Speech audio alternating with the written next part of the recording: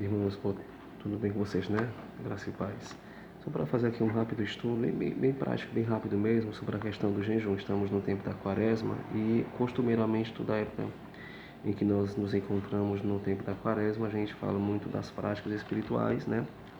Que elas estão registradas em Mateus capítulo de número 6, certo? Mateus capítulo de número 6, versos de 1 até o verso 18, que fala sobre aquilo que Jesus falou no Sermão da Montanha, quando ele vai censurar aquilo que é prática errada e vai trazer, exortando assim os seus seguidores acerca das práticas corretamente, que é a esmola, a questão da caridade, a oração e o jejum. Então eu queria tratar bem rapidinho sobre o jejum. No verso 16 de Mateus 6 até o verso 18 fala assim, ó: quando jejuardes, não fiqueis de rosto triste como os hipócritas. Eles desfiguram o rosto para figurar os outros que estão jejuando. Em verdade vos digo, já receberam a sua recompensa. Tu, porém, quando jejuares, perfuma a cabeça e lava o rosto, para que os outros não vejam que estás jejuando, mas somente teu Pai que está no escondido. E o teu Pai que vê no escondido te dará a recompensa. Então, como já foi dito, primeiramente ele vai censurar a prática errada do jejum. Por quê? Porque a intenção dos fariseus, dos escribas, de alguns grupos religiosos, era trazer visibilidade das suas práticas. Então, eles queriam muito que as pessoas soubessem e desta forma pudessem elogiar. Se eles quisessem esse tipo de recompensa, aqui fala Jesus, né? Eles vão receber aqui na terra. Então, tipo assim, tudo que eu fizer na quaresma, se eu ficar postando em stories, se eu ficar publicando na rede social, tipo assim, um ok, dois ok, né? A questão das práticas da quaresma, então a única recompensa que eu vou ter é o fato de isso se tornar visível para as pessoas, né? Tá aqui, ó, o verso 19, aliás, verso 16 de Mateus capítulo 6. Só que o Senhor Jesus, ele vai nos ensinar uma outra essência, uma outra prática com relação a isso. Que o que nós fizermos tem que ser apenas para o Pai, né? Ou seja, nós não precisamos dar visibilidade e prestação de contas das nossas práticas espirituais acerca da quaresma ou de qualquer prática religiosa, né? Ou espirituais. Então, o primeiro ponto é que eu queria falar acerca da questão, para a gente adentrar no jejum. Aí depois ele vai dizer, né? Ele mesmo diz, olha, que eles desfiguram o rosto para que as pessoas percebam que eles estão jejuando, porque está já exposto no rosto dele, no rosto deles. Mas vocês não sejam hipócritas. Então, assim, é muita hipocrisia. Tudo que eu fizer na quaresma, tudo o que eu fizer na quaresma, eu trazer nas redes sociais para os outros saberem que eu estou fazendo. Isso não é de cristão, né? Jesus traz uma outra proposta com relação a isso. Aí depois ele fala, verso 17: tu, porém, quando jejuares, perfuma a cabeça e lava o rosto, para que os outros não vejam que estás jejuando, mas somente teu Pai que está no escondido. E o teu Pai que vê no escondido te dará a recompensa. Então, ou seja, nós não precisamos fazer prestação de contas daquilo que nós estamos fazendo com relação a qualquer tipo de prática espiritual e também, sobretudo, aqui na quaresma, nesse tempo de quaresma. Então, Jesus ele censura, né?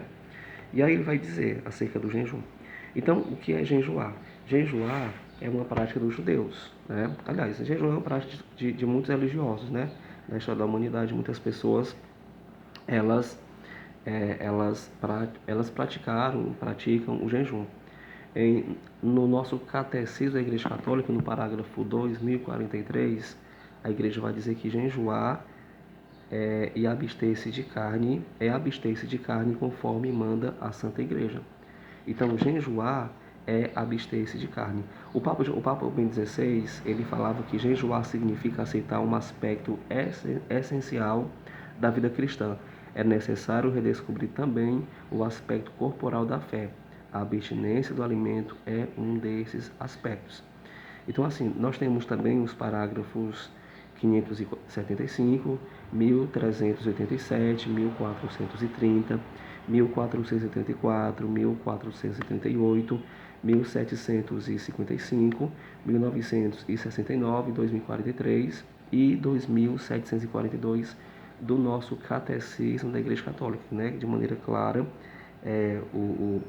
a igreja fala sobre o jejum. Então, assim, jejuar significa abster-se de carne, isto é, você fazer uma renúncia em um certo tempo prolongado de alimento. Quatro pontos, tá bom? Que eu quero colocar aqui sobre a questão do jejum. Jejum é disciplina, porque quando você é capaz de renunciar a um alimento, você está adentrando no senhorio de Jesus. Então você está, de certa forma, disciplinando o teu corpo para a vontade de Deus.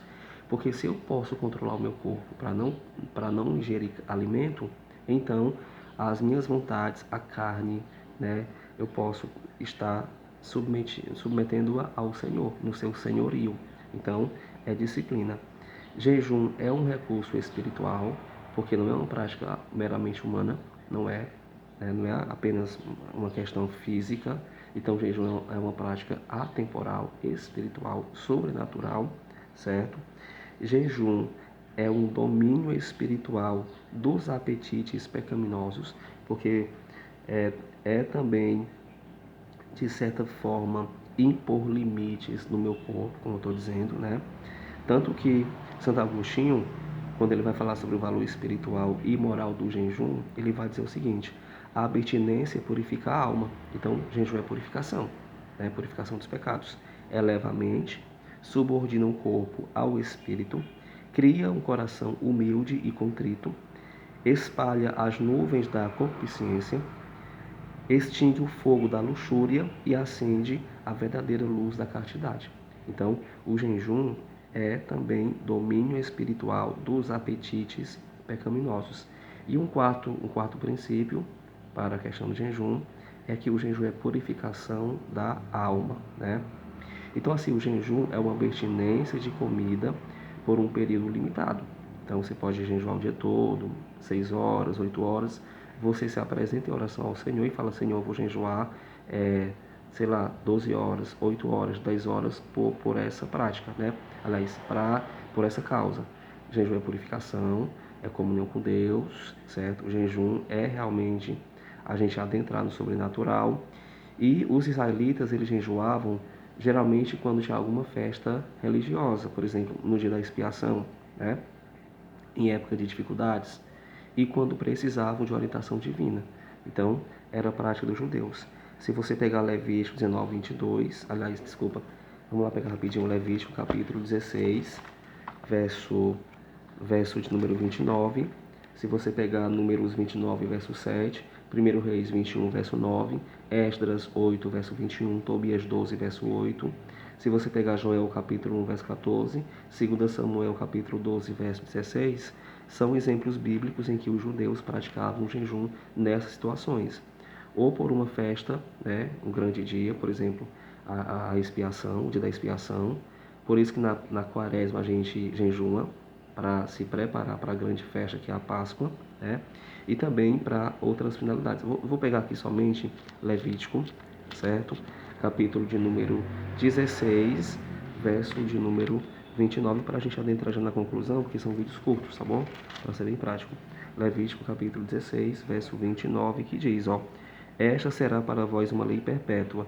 No dia 10 do 7º mês deveis jejuar, e não fareis nenhum trabalho, nenhum nativo do país, nenhum estrangeiro que habita no meio de vós. Então, toda vez que tinha alguma festividade, alguma época de dificuldades, alguma coisa que o Senhor colocava, ou quando eles precisavam de orientação divina, certo? O jejum, ele era praticado.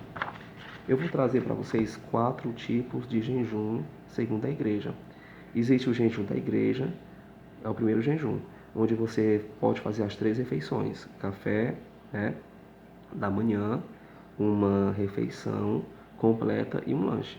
Então esse é um dos tipos de jejum, certo? Que é chamado jejum da igreja. Você toma café normal, você faz uma refeição e você faz um lanche. Então é um tipo. O outro jejum é jejum a pão e água, certo? Que é o jejum realmente, você vai, quando você tiver sede, você toma água, e quando você estiver com fome, você come pão. Só que você não vai comer os dois ao mesmo tempo, porque se você fizer essa mistura, vai gerar dor de cabeça, né? A própria ciência trata disso. Então é o segundo tipo de jejum, jejum a pão e água, tá? Também existe o jejum à base de líquidos, que é quando você consiste em você tomar sucos, por exemplo, suco de fruta, suco de legumes, que no caso não é vitamina, chá, água de coco, soro caseiro, caldo, mas não é a canjica nem a sopa. Então a base de líquidos é aquele jejum bem prático, né? Você vai tomando aqueles líquidos só mesmo para poder o corpo não estar tão desfigurado. E o quarto tipo de jejum é o jejum completo, né? Então, de fato, você não come nada e você apenas bebe água, né? Esse é o jejum completo. Existem alguns estudiosos que dizem que nenhum tipo de jejum exclui o café da manhã, por conta de que você pode passar mal, né? Você pode ter algum tipo de, sei lá, o corpo, você pode ficar dor de cabeça, tontura. Então, alguns dizem que no jejum, todo jejum você toma café, mas tem pessoas que fazem o jejum completo, né? Mas existe sim o jejum completo. Biblicamente, o jejum é completo, né? Ainda sobre a passagem da palavra em Mateus capítulo 6, verso 16, que Jesus falou: quando jejuardes, não toqueis um ar sonoro, um ar sombrio, né? Como fazem os hipócritas. Queria só ler para vocês esse comentário aqui da Bíblia de Jerusalém, que no caso os judeus, eles praticavam esse jejum. E aqui no caso, o que Jesus critica, na verdade, é essa, essa essa prestação de contas, esse tipo de exposição que se tem que ter acerca do jejum. Hoje se fala muito na questão